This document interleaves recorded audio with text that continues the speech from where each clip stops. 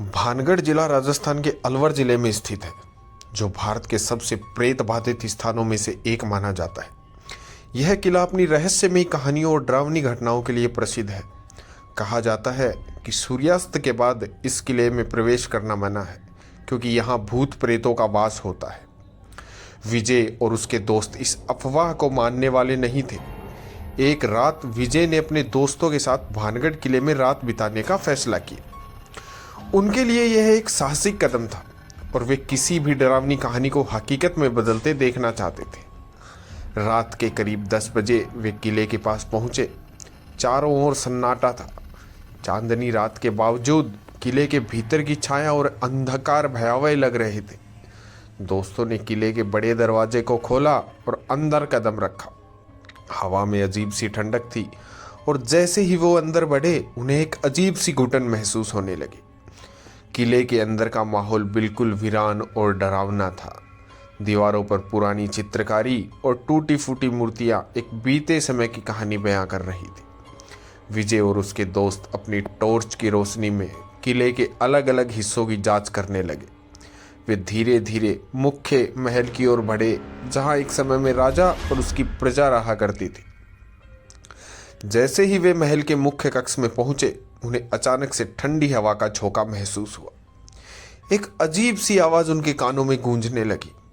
यह आवाज धीमी धीमी होकर धीरे धीरे तेज हो गई, जैसे कोई कराह रहा हो। विजय के एक दोस्त राहुल ने डरते हुए कहा, "यहां से चलो, मुझे ये जगह ठीक नहीं लग रही।" लेकिन विजय ने उसे शांत रहने के लिए कहा। उन्होंने आगे बढ़ने का फैसला किया। तभी अचानक उनके सामने एक पुरानी साड़ी पहने एक स्त्री की परछाई दिखी। उसका चेहरा धुंधला था, लेकिन उसकी आंखें तेज और डरावनी थी। वह स्त्री बिना कोई आवाज किए उनकी ओर बढ़ने लगी। उसकी चाल धीमी थी, लेकिन उनकी उपस्थिति से सभी के रोंगटे खड़े हो गए। राहुल ने डरते डरते पीछे मुड़कर भागने की कोशिश की, लेकिन जैसे ही वह मुड़ा, किले का दरवाजा अपने आप बंद हो गया। अब उनके पास भागने का कोई रास्ता नहीं था। चारों ओर सन्नाटा पसरा हुआ था और उस परछाई की उपस्थिति ने माहौल को और भी भयानक बना दिया था। विजय और उसके दोस्त समझ नहीं पा रहे थे कि क्या करें।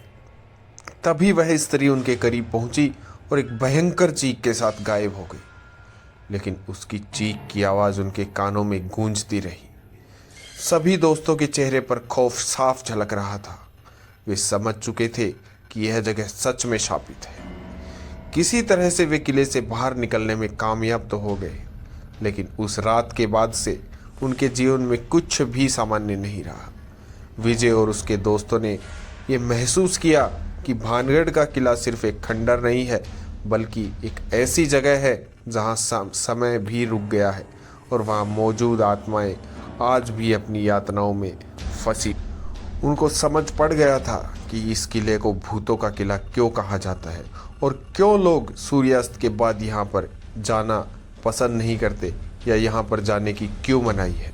क्योंकि उन्होंने एक ऐसी घटना अपने सामने होते हुए देख ली थी जिसको वो अपनी ज़िंदगी में कभी भी नहीं भुला सकते, और वो और उसके दोस्त बहुत ही भयानक तरीके से डरे हुए थे।